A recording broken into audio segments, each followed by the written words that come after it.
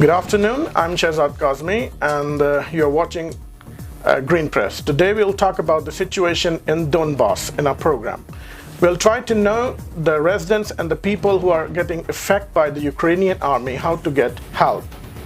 Today our guest is Irina Berman. She is a social worker, charity worker and a volunteer who works for the good deeds for the human being. She has been to Donbass several times and other places where the military operation is being carried out by the Russian military. Despite the fact there is a big risk of life, this brave woman is not afraid to keep helping the local people of Donbass who are actually affected by the war zone. Welcome, Irina, and thank you very much for joining us and spare a little time for us. And let's move for the question sessions. Okay, thank you. Good afternoon, everybody, and thank you, Green Press, for this invitation. It's a pleasure for me. I will be happy to give some answers, and let's start. My first question is, you have been to Donbass several times.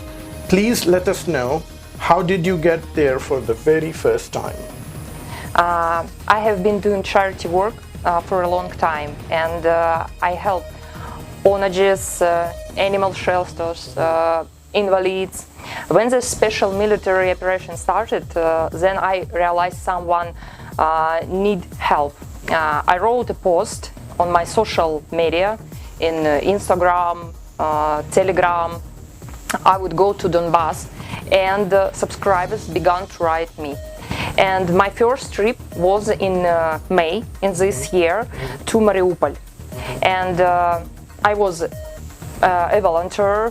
We delivered water, bread, and I had a chance to talk with people, and I saw real situation in Mariupol. Mariupol, okay.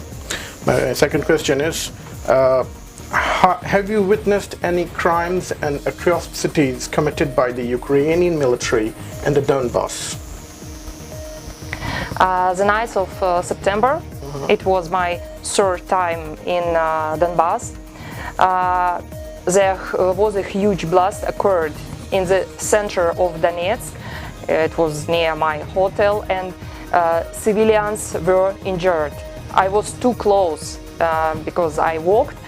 And I remember my friend called me and asked me, "Irene, where are you?" I said, I'm here near the big market park. Very fast, go to hotel. Really, I didn't understand because I heard voice. It's yes, it was too close.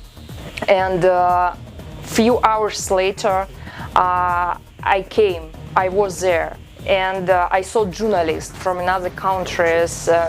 I made a video and talked with residents who saw it. I have a video, and if you want, I can show. Ну, чтобы вы понимали масштабы взрыва, вот это выбитые окна. Люди убирают.